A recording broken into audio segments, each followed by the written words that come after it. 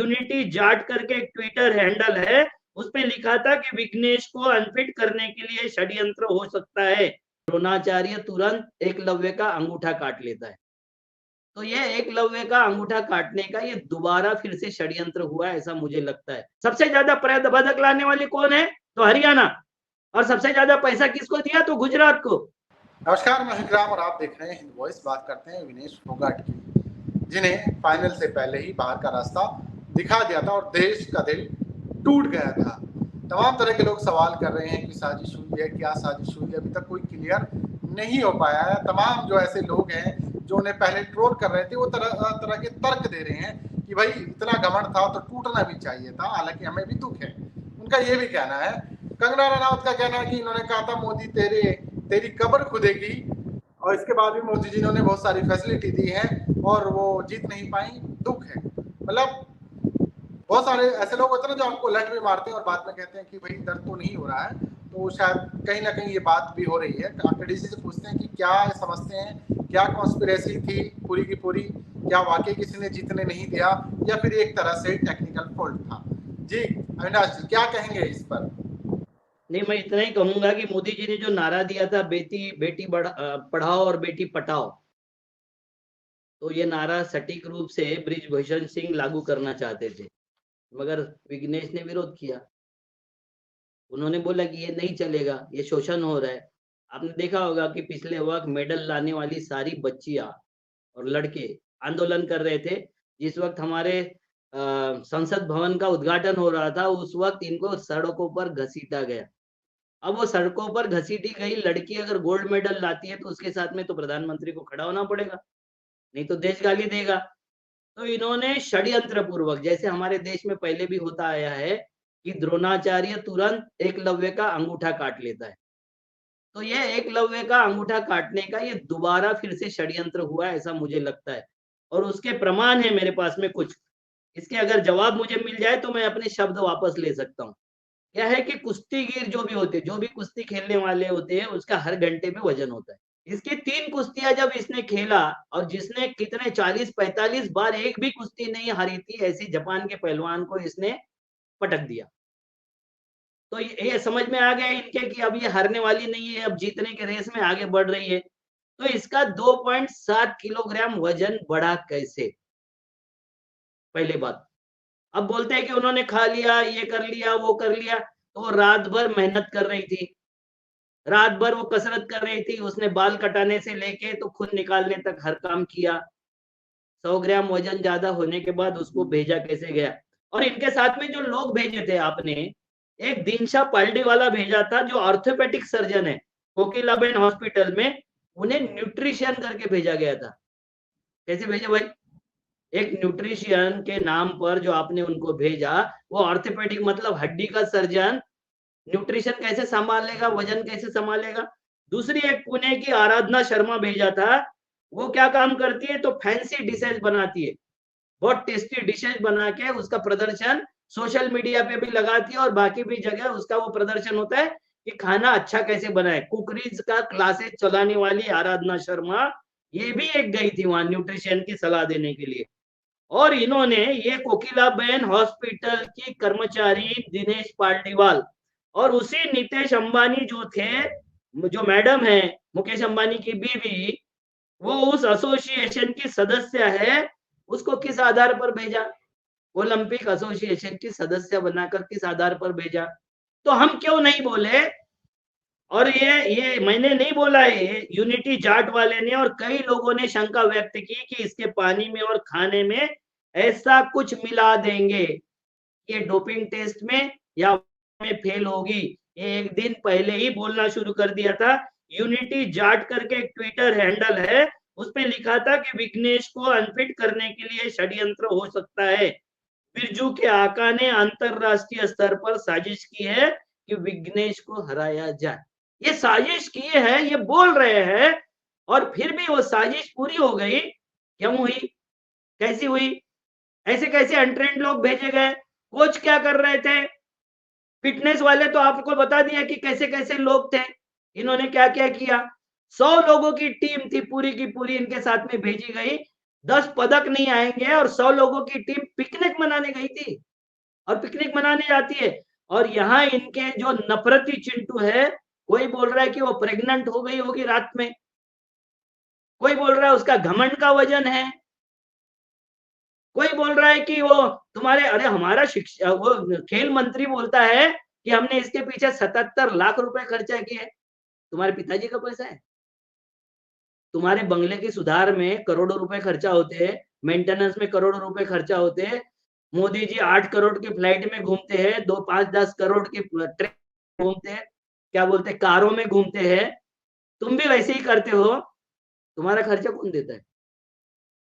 और किसने पूछा था तुमको कि उसके पीछे कितने खर्चा हुए? आपको एक बात बताता हूँ, मैंने आपको भेजा हूँ, वो लगा देना वहां कि गुजरात को कितने पैसे दिए और हरियाणा को कितने। गुजरात के कितने प्लेयर हैं वहां? 370 करोड़ रुपए गुजरात को दिए और मेरे ख्याल से 60-70 करोड़ रुपए हरियाणा को दिए। सबसे ज्यादा पदक लाने वाली कौन है? तो हरियाणा। और सबसे ज्यादा पैसा किसको दिया? तो गुजरात को। क्यों भाई? तुम गुजरात के प्राइम मिनिस्टर हो या हिंदुस्तान के प्राइम मिनिस्टर हो? वो खेल मंत्री गुजरात का है या देश का है? यहाँ के जो फाइनेंस मिनिस्टर है वो देश की है या गुजरात की है? कब चल क्या रहा है देश में? हमारे देश में चल क्या रहा है? ये उसका बहुत बड़ा गंभीर सवाल है कि ऐसा क्यों हो रहा है। और उनके नजर में, जैसा उसने बोला था कि 15-15 रुपए में मेडल आते हैं, अब लाके दिखा, वो डिस्क्वालीफाई हो गई। और आपको एक बात बताता हूँ, जॉर्डन बरोज ओलंपिक का गोल्ड मेडलिस्ट है, जो अमेरिका का है। उसने पैरवी की है कि इसको, विघ्नेश को सिल्वर मेडल मिलना चाहिए, क्योंकि इसने जब सिल्वर मेडल के लिए दाव मारा था उस वक्त इसका वजन 50 किलो से अंदर था, तो इसको सिल्वर मेडल मिलना चाहिए। ये कौन बोलता है? अमेरिका में बैठा हुआ एक प्लेयर बोलता है जो गोल्ड मेडलिस्ट है। और हमारा देश क्या कर रहा है? तो उसकी जितनी हो सकती है बदनामी कर रहा है, जितनी हो सकती है बेइज्जती कर रहा है। अब उसके दूध के पैसे गिन रहे हैं यार हम। 77 लाख रुपए जो हमने बताया पार्लियामेंट में, उसके दूध के पैसे गिना रहे हैं हम कि उसको दूध कितना पिलाया गया था, उसको खाना कितना खिलाया गया था। ऐसा कौन सा बाप होगा जो बेटी के ऊपर अत्याचार हो जाए, अन्याय हो जाए, तो उसकी सुरक्षा में खड़ा होने की बजाय उसके दूध के पैसे गिनाएगा? ये बाप है या कौन है? मैं तो नहीं बोल सकता कि ये देश के कर्णधार है या देश के पालन करता है या देश के उद्धार करता है। मैं ये देश को बेचने वाले टके टके के दलाल है। ऐसे लोग बैठे हुए हैं सत्ता पर और हमारे प्रधान स्वांग रच रहे। हमारा खेल मंत्री उसके सारे दूध का हिसाब गिना रहा है। और संबंधित लोग क्या कर रहे हैं?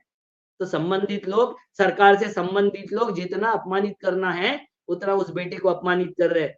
मगर खैर, मैं बता देता हूँ कि ये देश उसके साथ खड़ा हो गया है। देश बोल रहा है कि विघ्नेश तू जीती, तू हारी नहीं है, तू देश का दिल जीत लिया है तूने। कई कवि कवि उस पे कविता लिख रहे, कई ब्लॉगर्स उस पे ब्लॉग लिख रहे, कई वीडियो वाले उस पे वीडियो लिख रहे।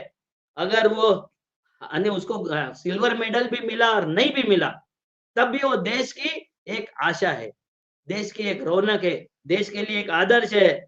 और इनकी सेना उसको 100 ग्राम वजन घटाने के लिए सलाह क्या देती है? तूने गर्भपात करवा लेना चाहिए था, तूने लैट्रिन में जाना चाहिए था, तू बाल कटा लेती, तू कपड़े उतार देती, तू अपने खाने पीने पर नियंत्रण रखती। भाई ये कौन सी बात है? बच्चियों के साथ में ऐसी बातें करोगे आप? तो खैर, इनको बच्चियों के लिए खाली, इनके लिए आरएसएस की फिलॉसफी में बच्चियां खाली खेती होती है, बीज डालने की जगह। इनके लिए महिलाओं का कोई अस्तित्व नहीं है। महिला इनके लिए भोग की वस्तु है। और ये हर धर्म में है यार।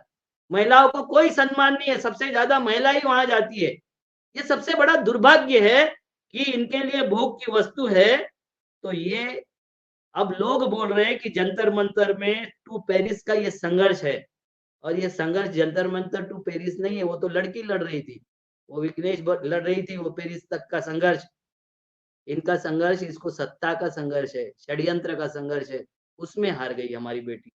और वो जो बेटी हार के, इसमें आपको एक बात और बताता हूँ उदाहरण, कि अभिनव बिंद्रा नाम के एक हमारे यहाँ शूटर थे। उन्होंने एक किताब लिखा था अपने जीवन प्रवास पर। तो उन्होंने ये साई को मतलब खेल प्राधिकरण जो है, इसको धन्यवाद तक नहीं बोला अपनी किताब में। उन्होंने बोला इन्होंने किया क्या है साला मेरे लिए? मेरे बाप के पास अगर पैसे नहीं होते, तो ना मेरे पास में अच्छी राइफल होती, ना रेंज होती, ना प फायर करने के लिए मेरे पास में कोई ग्राउंड होता, कुछ नहीं होता। मेरे बाप ने पैसे लगाए जब मैंने ये पदक लाया।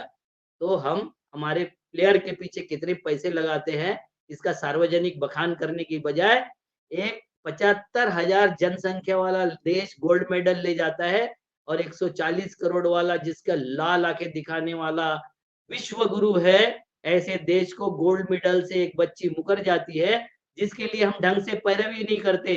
छोटे-छोटे देश अड़ जाते हैं अपनी बच्चियों के लिए। छोटे देश लड़ पड़ते हैं। कौन लड़ेगी? नीता अंबानी लड़ेगी। कौन लड़ेगा? वो खेल मंत्री लड़ेगा, दूध का दूध का पैसा गिना रहा था। वो प्रधानमंत्री लड़ेंगे, जिनको उनको मिलने में शर्म आएगी क्योंकि उन्होंने उनको प्रताड़ित किया था। कौन लड़ेगा? वो संजय सिंह लड़ेगा, जो ब्रिजभूषण सिंह का सक्सेसर बन के वहां बैठा हुआ है, उनका शोषण करने के लिए। कौन लड़ेगा? कोई नहीं लड़ेगा। जनता को लड़ना पड़ेगा और बेटियों को लड़ना पड़ेगा और वो उसमें जज्बा है। उन्होंने जो बोला है वो बहुत बुरी बात है। अपने माँ को जब ट्वीट डाला उन्होंने कि मैं षड्यंत्र से हारी माँ, अब मुझ में हिम्मत नहीं है लड़ने की। ये बहुत दुर्भाग्यपूर्ण है देश के लिए। बहुत सही कहा आपने। ये ऐसा दुख है जो जल्दी से खत्म नहीं होगा और हमेशा याद रखा जाएगा कि एक होनहार देश की बेटी जो गोल्ड के लिए नहीं लड़ रही थी, सिर्फ उस सम्मान के लिए लड़ रही थी जिसका पिछले साल सड़कों पे कहीं ना कहीं सत्ता के समर्थकों ने बहुत गलत किया था। सबने देखा, पूरी दुनिया ने देखा और उनसे मिलने से भी मना कर दिया गया था। तो खैर, अब वो ये लड़ाई हार गई है, लेकिन हमारे लिए वो जीती है और वो सिर्फ गोल्ड नहीं, वो हमारे लिए डायमंड से कहीं बेहतर है। तो आप उनके बारे में जो कुछ कहना चाहें नीचे कमेंट कर सकते हैं। अविनाश जी की बातों से कितने सहमत हैं बताइएगा। इस वीडियो को ज़्यादा से ज़्यादा और ये शेयर कीजिएगा। षड्यंत्र से हारी है और देश के षड्यंत्र से हारी है। बाहर का षड्यंत्र से बड़ा देश का षड्यंत्र है उसको हराने में। और ये लोग बता रहे हैं कि ऐसा होता है, वैसा होता है, ये होता है, वो होता है। अगर वो होता है तो वेट कैसे कम करना है, वेट कैसे बढ़ाना है, इसको जानता ही नहीं वो। क्या बिल्कुल वहाँ के बिल्कुल। प्रशिक्षक नहीं जानते? इन्होंने जानबूझकर ऐसे लोग भेजा है कि जो उसको कुछ भी गाइड न कर सके। मैंने तमाम स्पोर्ट पर्सन और यहाँ तक कि जो रेसलिंग कोच है देने वाले उनसे ही बात की। उन्होंने कहा कि हर घंटे वेट नापा जाता है, उनके पास खुद के अपने सामान होते हैं, तो जाने से पहले भी वेट नापा गया होगा। ऐसा नहीं होगा कि आपको लड़ने से पहले वेट नाप रहे हैं आप वहीं पे ऑन द स्पॉट जाके। तो उन्होंने कहा कि वेट तो पहले से आपको पता था कि वो सारी चीज़ें हो सकती थी। तो कहीं ना कहीं जो सपोर्टर थे, कुछ गलतियां हुई हैं, क्या हुई हैं, क्या इस साजिश से पर्दा उठ पाएगा या नहीं, ये भी सवाल है। तो फिर मिलेंगे किसी और वीडियो में, तब तक के लिए दीजिए इजाजत।